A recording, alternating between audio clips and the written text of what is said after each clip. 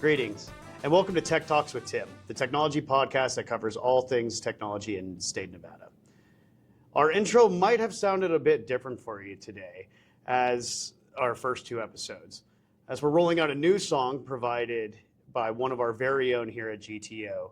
I want to give a big shout out to Steven, who submitted the intro for consideration, and it was voted on by all of our GTO members. I have it on good authority as well that intro was actually a live recording with real musicians and not AI generated. So again, shout out, Steven. Thank you for your contribution to our podcast. Now, without further ado, I'd like to welcome our brand new, still shiny, State CISO, Bert Carroll. Thanks for having me, Tim. So Bert, I know that you're new to the state now. I think you're about 8 weeks in? About 6 weeks in. About 6 weeks in. So tell us a little bit about yourself and a little bit of your background and more specifically, what brought you to the state of Nevada and the Governor's Technology Office? So in my background, I've got about 11 years service and working as a Chief Information Security Officer. I came up through the networking ranks and database administration, worked for some really interesting publicly traded companies, 27 years of experience in the military, be it the National Guard, active duty, and Army Reserve. And now I'm pleased to be working with the state, serving the state. There's a lot of excitement going on. One of the things that brought me to this role is I looked at the briefing, the report on the events that happened last year, on the hack that happened last year, and the amount of transparency was astounding. You can interview with a lot of roles, a lot of great opportunities out there, but during that interview process, they don't tell you necessarily both sides of the coin. Yeah. You don't necessarily get all the flip side of that coin of what you need to be working on. I think the state was amazingly transparent, and blunt, sometimes even a little bit brutal to itself in being honest about what went wrong, what went right, and what things are going to happen going forward. Yeah, so like that brutal honesty, that unabashed transparency that attracted you. Absolutely, absolutely. Yeah, and as you kind of went through the interview process, a lot of people, I think a lot of our viewers understand that an interview process is a two-way street, right? Mm-hmm. The organization is trying to make sure that you're a good fit for them, but you're also testing the waters yourself. So you already had kind of a leg up, a little bit of intel on the organization before you even sat in for the interview. Absolutely. I did my homework in advance, and I think it was a great interview. On both sides of the table, I was amazed by how fast the state moved. We had the screening interview on a Monday, the full interview on a Friday. That next Monday, the offer letter was in my inbox. Yeah, every once in a while we joke about speed of state, and a lot of times it's slow until it's time to GSD or get stuff done. So absolutely. I think that was definitely an example of that. So you kind of hit on kind of the CISO experience that you've had in the past. What is a CISO? Especially a state CISO. What is the role like on a day-to-day? What are you responsible for? It's a great question when we think about what is a CISO, and I think this definition has changed over time. Yeah. As organizations start getting a better understanding of what their needs are, and when a CISO comes in, you're going to probably form the role a little differently than it was the last time. Yep. Or if this is the first time, one of the key things you need to do is to make sure that your stakeholders understand what your role is. Who owns risk? Who's the advisor, CISO, and who owns the risk, which is typically your business owner or the executive for a given department or branch. It takes a lot of warming up to that idea to say, hey, the CISO, this is security, so you're going to handle it, right? Yeah. Well, I'm going to advise you. I could be, for example, I like to use the analogy of you go to your doctor and your doctor tells you how to live well, how to be healthy. But if you decide not to take that advice, that's on you. You're owning that risk at that point. You're owning that risk, absolutely. So as a state CISO, I'm still learning. This is my first time working for the state government. I'm getting in the field and learning who the different stakeholders are, what their interests are, and over time we'll get to that higher maturity level of where I've got a good understanding and they have a good understanding of what their risk appetite is. Yeah. I find that that's probably the hardest step in a CISO's tenure, is to help their constituents, help their senior execs understand where their risk appetite is and when their risk appetite appears to be moving. Are they moving to accept more risk, Or are they moving back a little bit and want to have less risk and advise on what can be done to help manage risk, not to bring things to a stop? Yeah, because you definitely have to manage that balance between risk and speed of operations and speed of innovation. And the reward. Yeah, and reward, because, and I think that's where I kind of see the CISO role evolving. You're not just the security technical SME anymore, right? You're the security strategist for the Correct. state and the risk management strategist for the state. Should be given ideas as how we can open doors to get things done. How can we achieve more by still keeping our risk at reasonable levels? And sometimes explaining what those risks are. Yeah, I often talk about how, oftentimes people look at governance as, bureaucratic noise or additional steps that folks have to take. I look at governance a different way. There's a reason why there's guardrails on a freeway, and it's because it enables folks to move fast. And so with appropriate governance, you're really enabling that innovation, that risk mitigation, and helping go from ideation to product delivery. And I think that's one of the things you've already started to tackle in your short 6 weeks that you've been here, is you've really started diving into, hey, what does our security governance look like? And we have to also be ready to explain this governance or these controls are in place for a reason. Yeah. What is that reason? And let's make sure that the controls we use are appropriate. Nice. So I know it's only been 6 weeks, but because you have a long history of being a CISO in the private sector, what are some of the biggest differences that you see between being a CISO in the private sector and CISO in the government? Oh, that's a great one. One of the things I will see more often in the private sector is really around corporate will. Sometimes a corporation will do something because they just want it. Yeah. I don't see that in my short time with the state. There's a little bit more deliberate with the state. Let's take as an example the budgeting process. This is a 2-year budget. You really have to sharpen your pencil and project out into the future today. Whereas in privately held or publicly traded companies, typically you're on an annual budget. Yeah. And if the need arises, if it truly is a strong need, the facts have changed, you may be able to go and submit for additional funding. Still, it's a rigorous process. It's a well thought out process. You have to be well managed and deeply thought in how you're managing the assets that you're granted. Right. It even seems to be more so in the government, where we're really honing down and sharpening our pencils as you're looking at what's most important for the long run and for a 2-year period. It's challenging to predict out 2 years what the threat landscape is going to look like. So what do we need to be preparing for today? Right. And so that desire to the private sector to not have that CISO and security role to just look like a cost center. Correct. To really focus in on strategic enablement. And I think that's one of the things that we can look at as a government CISO as it should be parallel, that strategic enablement piece. And like you mentioned, on the government side, things move a bit slower. You say 2 years, but we're budgeting right now for stuff that we won't see until maybe end of 2028, 29, right? So, and we all have seen with the rapid rise of emerging technology and AI that 2 to 3 years, that's a lifetime when it comes to technology. Oh, not only is it a lifetime, we think about how the trends have changed in AI so swiftly. It's one of the things I'm constantly looking at is what is the next step? What is the next step? And of those steps, which ones are really taking hold? We have quickly moved from large language models to agentic AI to skilled AI, multi-context protocol systems, going directly from your API agent into an existing API system. Now we're getting honed up on what does it mean to have an AI harness, right? And then what's going to come a week from now? The landscape is moving quite rapidly. We're adjusting, we're being fluid, but we can only consume so much so fast. Right. Because you only have so many head count, right? That's limited resources. That's one of the great limiter. And in this department, the security team is doubling. And when we double the team, a lot of the tools have been updated. And as we're doubling the team, not only do they need to become subject matter experts in their lane, they need to be also trained enough to cover down on the person to the left and to the right of them, because we're never going to have as many people as we would like to have. So we need to be multi-utility players. Right. I love the fact that you talk about some of the new resources that are coming in and some of the new initiatives, and because that teed me up perfectly, and you didn't even know it did for my next topic that I want to hit on. Yeah. At the very top, you talked about our cyber incident and the after action report that kind of followed that.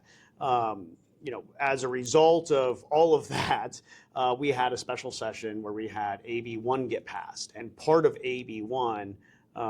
Beyond just funding of additional cybersecurity enhancements, was a significant policy shift for us to enable a whole of state security operations center. So I wanted to dive in a little bit. Some of those new enhancements first that we're endeavoring on within the executive branch. Obviously, we got to keep it at a non-confidential level, but let's talk a little bit about that and how you see those enhancements kind of improving the cybersecurity maturity for the executive branch. I want to start with, when we think about some of the programs out there with respect to incident response, disaster recovery, business continuity, what have you, we will often think about how do we get back to where we were? Yeah. If things went sideways, getting back to where you were isn't good enough. Correct. You need to go beyond and be even better prepared for the next thing that comes down the pipeline. And that's what I see the organization's been doing, Tim. We've replaced a lot of the older tools that were proven not to be as effective as they should be.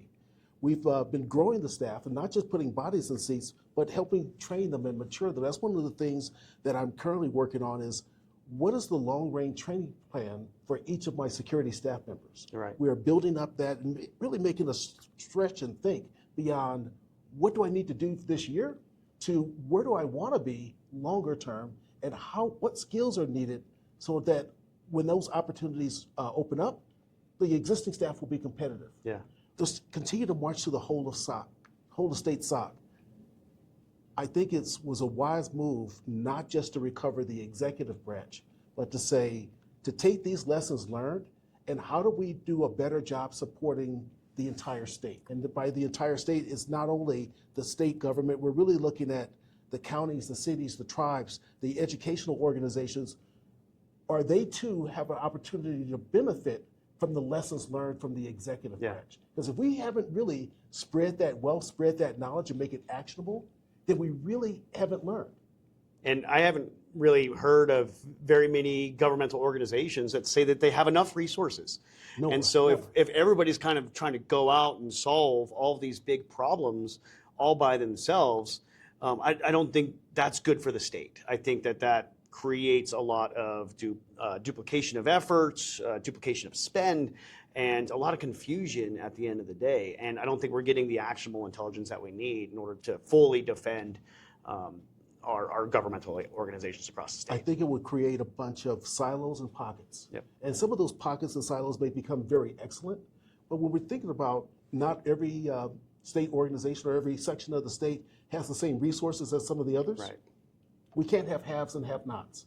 Yeah. Right? We all need to learn from this. We're all citizens together. My hope is this whole of state SOC is going to allow us to share intelligence, to share knowledge across various governmental bodies so that we can do the right thing to protect all of our citizens to the best of our ability. I think by using a unified approach, we can do the best job possible to serve our residents and keep our price point as low as possible. Not every body is going to be able to, not every governmental body is going to be able to negotiate the most beautiful contract. But if we pull our resources together, we pull our efforts together, we can do the right thing for the least price point possible, and we can all learn and benefit from it. Right. That's a great point. I think one of the things that our agency is really charged to do is look for opportunities to leverage economies of scale. And we're making some executive branch governance changes in order to make sure that we're capturing those things.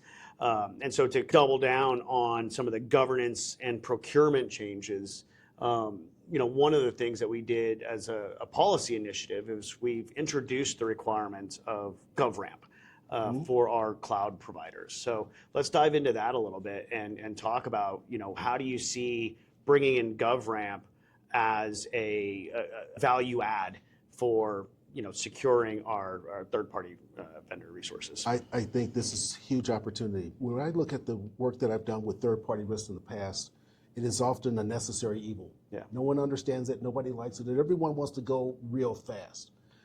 I appreciate that, I really do.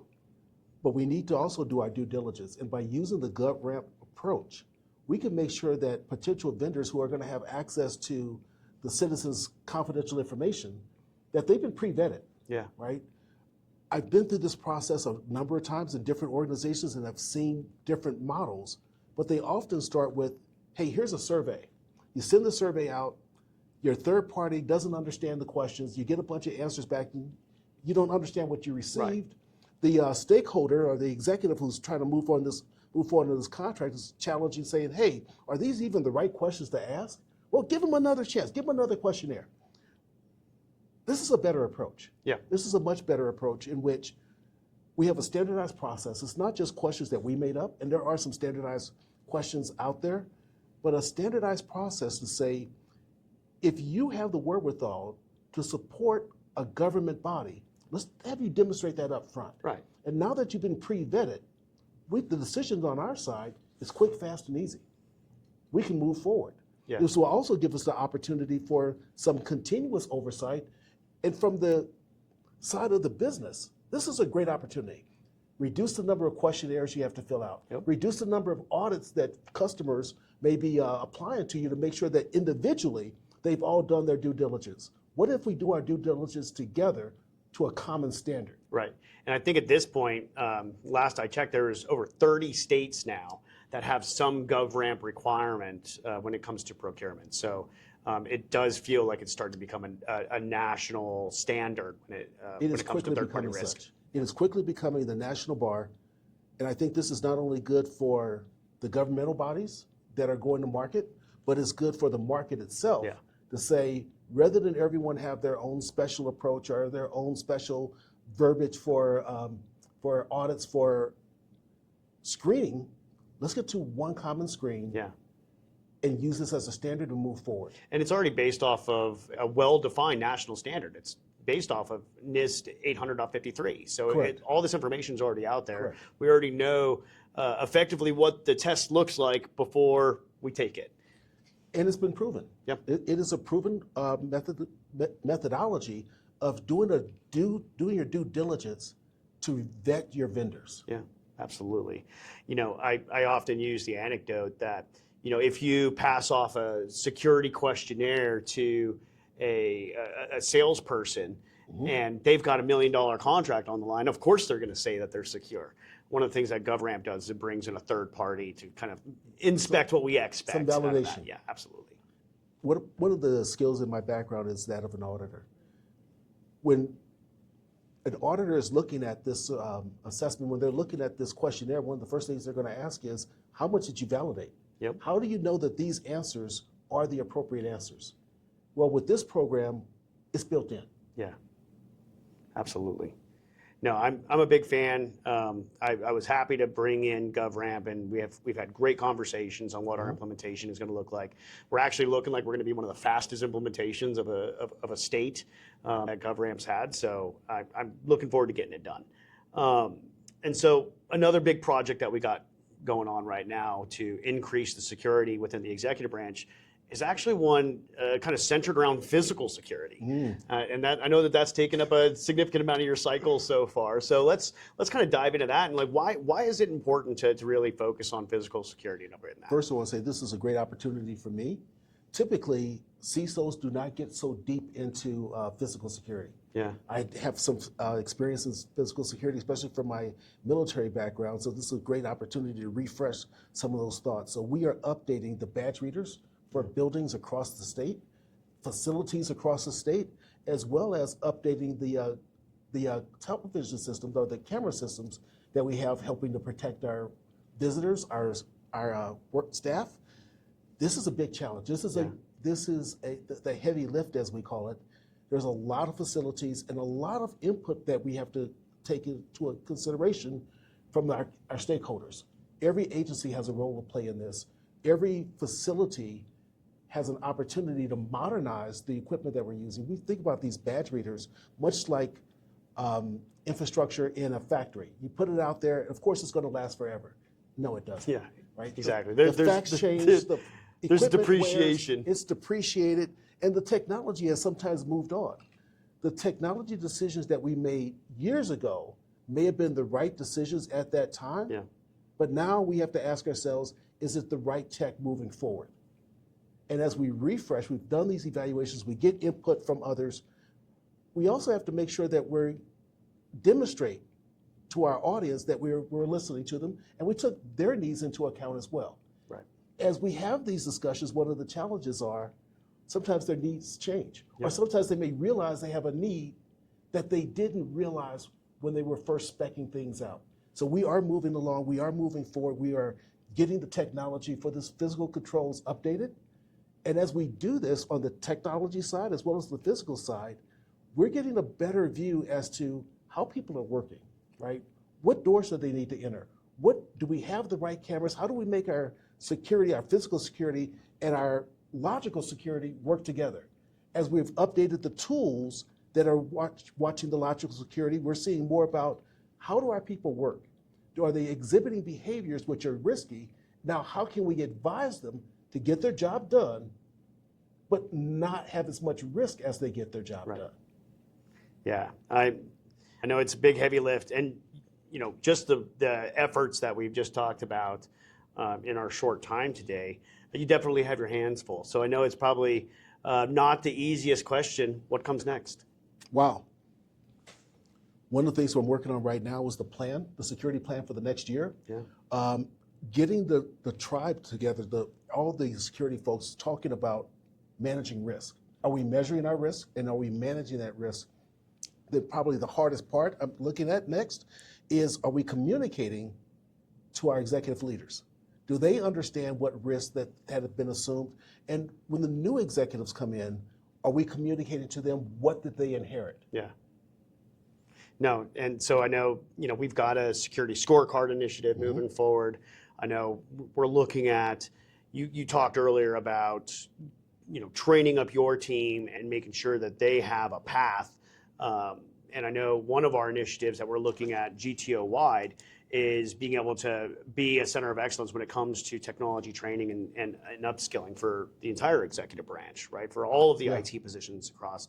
And I know that, cybersecurity is really top of mind when it comes to that as well, to make sure that our agency information security officers not only have the title, but have the knowledge, skills, and ability to kind of match and kind of build up this ecosystem of cybersecurity warriors across the executive branch. So if the worst thing happens and we have another major cybersecurity event, we ring the bell for our quick reaction force. We've got a force in readiness that's well trained. So it's an incredibly exciting time.